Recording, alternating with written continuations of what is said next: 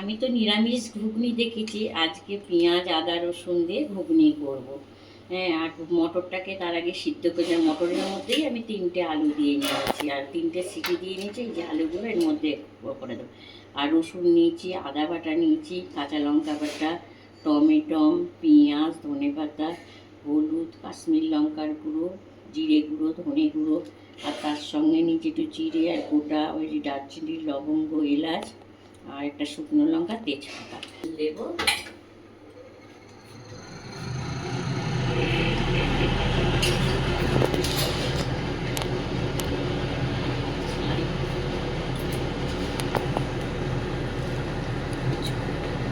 হ্যাঁ, আমি কড়াইতে এটাকে আমি নাড়বো, নেড়ে আমি একটু কালারের জন্য না আমি একটু চিনি দিয়ে দেবো। চিনি দেওয়ার পর এবার আমি পেঁয়াজ দিয়ে দিচ্ছি।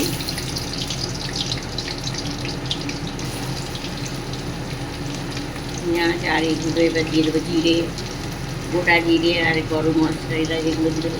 একটু ভাজতে থাকবো।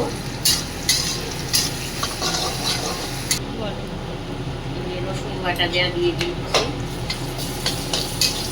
রসুনটা একটু না ভেজে দিলে না রসুনের একটা গন্ধ লাগে।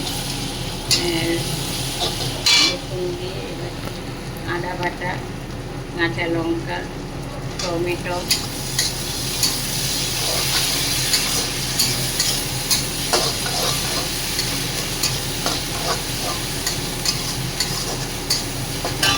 এবার আলুগুলো দিয়ে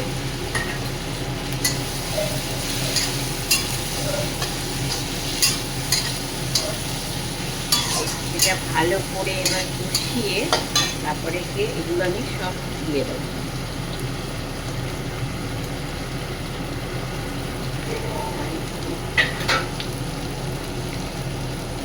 নুন দিয়ে দেবো,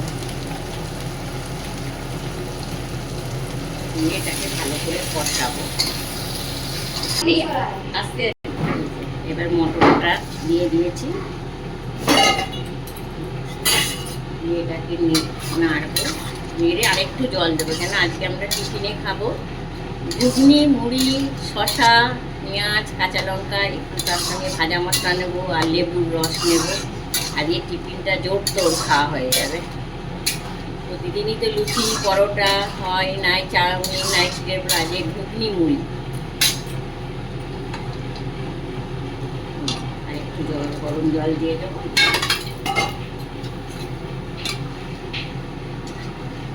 একটু ফুটে গেলে গরম মশলা দিয়ে নামিয়ে নেবো আর ধনে পাতা দেবো।